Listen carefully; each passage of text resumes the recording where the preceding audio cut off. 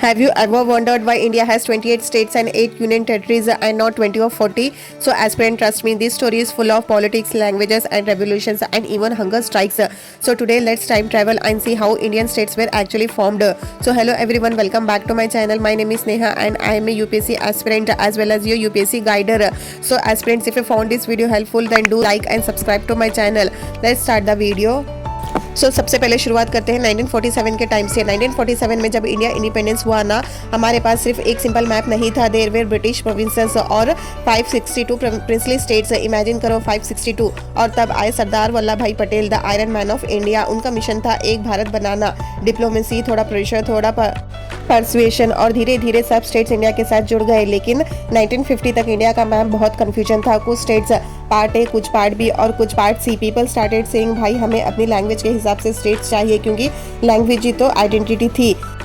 और आगे एक आदमी ने तो हिस्ट्री ही चेंज कर दी, पोटी श्रीरामुलु। उन्होंने फास्ट किया सिर्फ इस डिमांड के लिए कि एक तेलुगु स्पीकिंग स्टेट मिले। 56 दिन तक फास्ट किया और उनकी डेथ के बाद पूरा देश हिल गया। गवर्नमेंट ने फाइनली उनकी डिमांड मानी और बना आंध्रा स्टेट।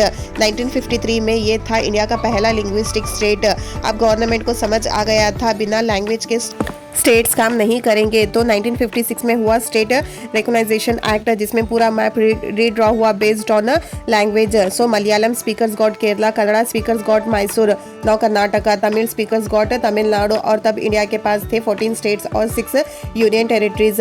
सो फिर 1960 में बॉम्बे स्टेट स्प्लिट हुआ, बना महाराष्ट्र और गुजरात। 1966 में हुआ हरियाणा अलग पंजाब से और चंडीगढ़ दोनों का कैपिटल बना।